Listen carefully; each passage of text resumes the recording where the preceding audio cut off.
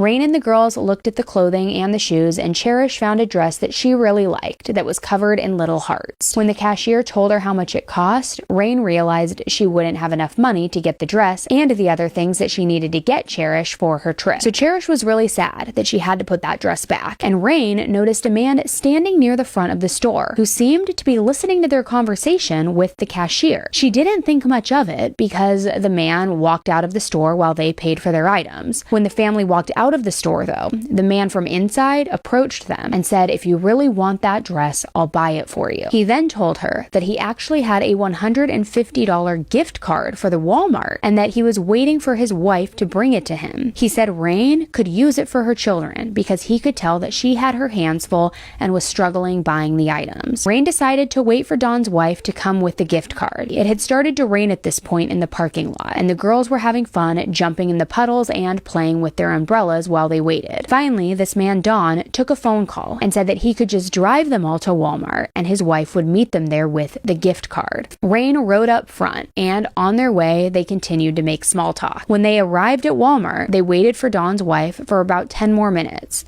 and even though Dawn's phone didn't ring, he picked it up and said, "Okay, see you soon." Rain figured that his phone was maybe on silent, and he said his wife was on her way. Rain said that Dawn kind of stood back and watched while the girls shopped, and he only put one item in the cart of his own, which was a bundle of rope. So any security you're feeling in that moment, and I would think goes out the window when you see that he is putting a huge thing of rope in his basket. And because of this, Rain has been criticized for her trusting of Dawn, but she still, for some reason, allowed him to take Cherish to the dressing room 2 different times to try on clothing. He and Cherish also looked at the shoes, and he gave her a pair to go ask her mom if she could have. And the shoes were high heels, and Rain said that she wouldn't even wear those type of shoes, let alone let her 8-year-old daughter wear them. She told Cherish to put the shoes back and felt like it was kind of strange, but figured that older men just didn't know what kind of shoes little girls wear. At around 10 p.m., the girls were all getting really fussy because they hadn't eaten any dinner. From across the girls section,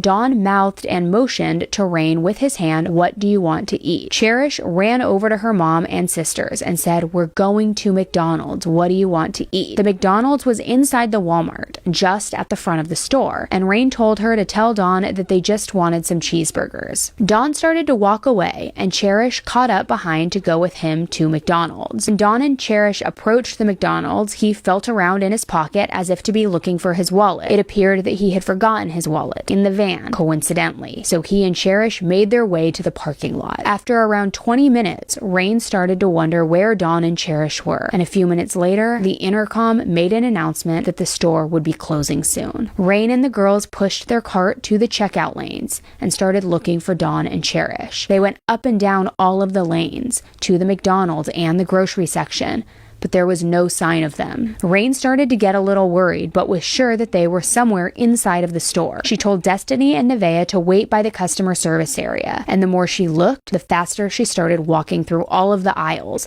until she was eventually running frantically through the entire store. In a panic, she yelled out, "Someone call 911, my daughter's been taken," and a Walmart associate quickly allowed her to use their phone to call 911. "Hi, I'm at Walmart. I'm interested. Been taken." What do you mean? "Taken by a stranger. I can't find her. I met a man today at Dollar General. He saw that I was struggling to buy them some clothes. He drove us here to buy us some clothes, and the only reason I went with him because he said his wife was going to be here. Because I told him I don't take rides with strangers." Okay, ma'am. He said he was going to McDonald's, and he hasn't been there because the store is closed right now. And I'm hoping he's not her right now because I've had that done to me. And it's not fun. When the police arrived, they initially didn't believe Rain's story about Cherish being abducted, but that was until they viewed the surveillance footage and saw Dawn and Cherish walk to the parking lot and drive away in his van. When they were able to identify who the man was, the situation became even more critical, and it turned out that Cherish was with one of the most dangerous types of predators, Donald James Smith. As a young adult, Don was known around town as a creep who flashed himself to children at local playgrounds. In 1993, Don approached a 13-year-old girl named Carrie Ann.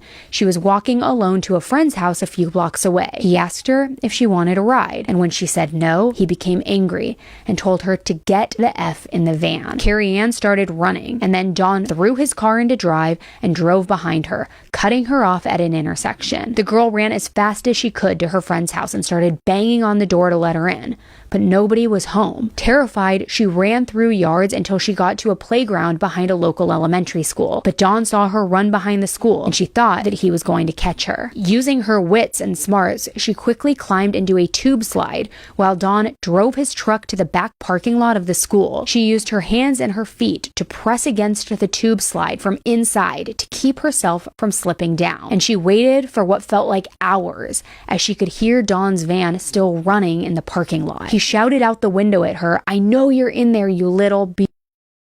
And Carrie Ann was terrified that he knew that she was in the slide. Finally, she heard the van pull away, but made sure to wait a few more minutes before climbing out of the slide and running home. When she got there, she told her parents what happened. A few days later, Carrie Ann and her mom could see Don's white van sitting outside of her house. This enraged her mother, and she went outside, causing him to drive away. She and Carrie Ann jumped in the car and sped behind him, writing down the license plate number to the van. They turned the number into the police, and Don was quickly arrested. For this, he could have faced life in prison for the attempted kidnapping alone, due to him being a habitual offender. But once again, he skated by and only received 6 years in prison. He soon was placed in jail again for violating probation for charges. Civil commitment proceedings were initiated, meaning that the state of Florida believed that he should be committed to a mental hospital for the safety of others, and so that he could undergo extensive counseling to determine if he would be likely to reoffend. And in 2002, he was released. He was arrested several more times over the next few years, and in 2006, he was evaluated again for civil commitment due to concern of his repeat offenses and impulse control. In 2012, Don was arrested again, this time for impersonating a DCFS worker and attempting to conduct a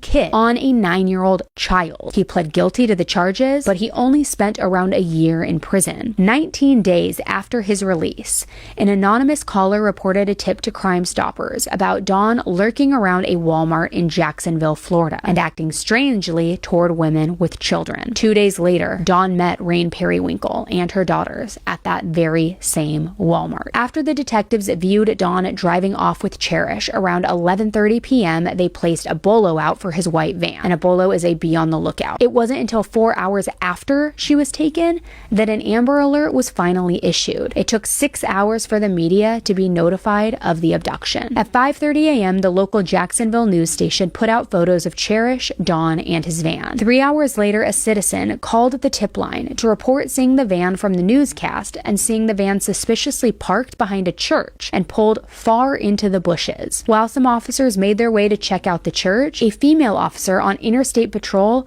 saw the white van driving down Florida Interstate I-95. She began following the van and requested that another officer join her in the pursuit before pulling the van over. Less than 10 minutes later, the officers turned their lights on to initiate a felony arrest. This is different from a normal traffic stop because instead of the officer approaching the vehicle, they command the driver to exit the vehicle with their hands up. On the officer's dash cam, Don was seen exiting his vehicle. When the officer approached Don to pat him down, he realized that the lower half of his body was completely soaked. The officer immediately yelled out to the officer, "Oh my God, she's in the water." When the initial female officer in the pursuit took Don to the police station, the other officer raced to the church where the citizen had said that they saw his van earlier that morning. When he got there, he yelled, "Where's the water? Where's the water?" He was pointed in the direction behind the church and started making his way with his canine through a marshy area with very tall grass. He noticed that the grass appeared to be pushed down, forming a trail that someone had clearly walked through. He saw the trail of tall grass ending at a fallen tree in about 7 inches of water. As he approached the tree, he could see long, flowy, brunette hair floating in the water, and a child in an orange dress pushed up against the tree, and she was weighed down with chunks of asphalt. The officer was overcome with emotion when he realized that his own little girl owned the exact same dress as the child in the water. They found Cherish Periwinkle, but it was too late. In California, Billy, who was Cherish's biological dad, got a call that completely knocked him off his feet. She was supposed to arrive in California for her vacation with her dad that day, and instead, he was getting the call that his daughter was dead. Rain was obviously beside herself as well and blamed herself for trusting that someone would want to help her and her family. With so much evidence against him, Don was charged with first-degree kidnapping, murder, and heartbreakingly, 4 years later, the trial of Dawn Smith began in Jacksonville, Florida. The first witness on the stand was Rain Periwinkle herself, who gave a very emotional testimony about what took place that day. Why were you hoping that this gift card was real? Because Cherish needed some clothes for a trip. Did you tell the defendant that Cherish was going to California the next morning?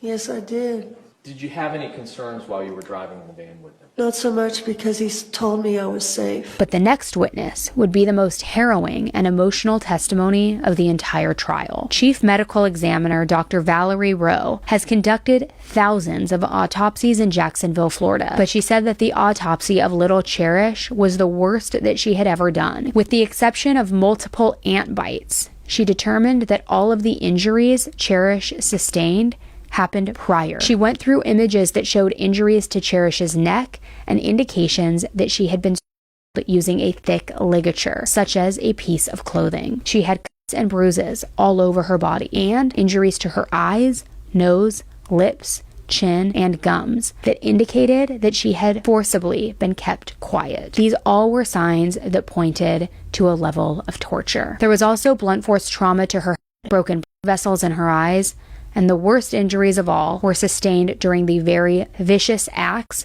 that Dawn inflicted on Cherish. DNA was found in various places on Cherish that undeniably proved to be that of Donald Smith. It only took 15 minutes for the jury to come back with a guilty verdict, and they recommended that Dawn be sentenced to death. We, the jury, unanimously find that the defendant, Donald James Smith, should be sentenced to death. Yes. And so say we all, this 22nd day of February, 2018, and signed and dated by the foreperson. He said that he was terrified to go to prison because people like him would be killed, and he didn't want to go his whole life never knowing when he was going to die, and that he would rather live peacefully on death row, where he'd be given the opportunity to at least say goodbye to his beloved mother. In May of 2018, the judge followed the jury's recommendations and sentenced Don to death for what he did to Cherish Periwinkle. The jury's recommendation without reservation. Accordingly, this court finds that death is the only appropriate penalty for the defendant, given the highly egregious nature of this crime. Over the years up until 2022, he has filed several appeals, citing that he should have been given a change of venue, that the attorneys failed to properly defend their client, and that the expert witnesses influenced the jury, such as when Dr. Rowe became emotional, and when one doctor stated that he was the most dangerous predator she'd ever met. All of his appeals have been denied, with his conviction and his sentence upheld all the way up to the Supreme Court. After Cherish's death, DCFS got involved with the family again, and ended up placing her two younger daughters in foster care due to the conditions in the home. They were in the foster care system for more than a year, and there were several criteria that Rain needed to meet to get her children back. She needed to get a stable home and a steady job, but she failed to do either of those things. Some people believe 1 year after the death of your child isn't enough for someone to get their life together, and that Rain shouldn't have had her children taken during the hardest and lowest period of her life. Other people's opinions changed when they learned that she actually had another daughter that she abandoned in Australia, and felt like her bad parenting was a pattern of behavior. Her oldest daughter, Lindsay, did a few interviews along with Rain's sister who helped raise Lindsay, and said that she blames her mother for what happened to Cherish. I've never wanted to have anything to do with her because of who she is. And Lindsay, can I ask you who you blame for what happened to Cherish? My mother, 100%. Oh, you know, that was going to get, any child was going to get somebody, he was going to do it to someone. And he saw my mum as an easy mark. Rain's sister and her husband ended up adopting Destiny and Nevaeh after Rain could not meet the criteria in that time frame given by the court. This was a very controversial decision because Aaron and his family wanted to take full custody of the girls, but he lost his parental rights as well due to his home conditions. So they now live in Australia and are said to be thriving with their new parents.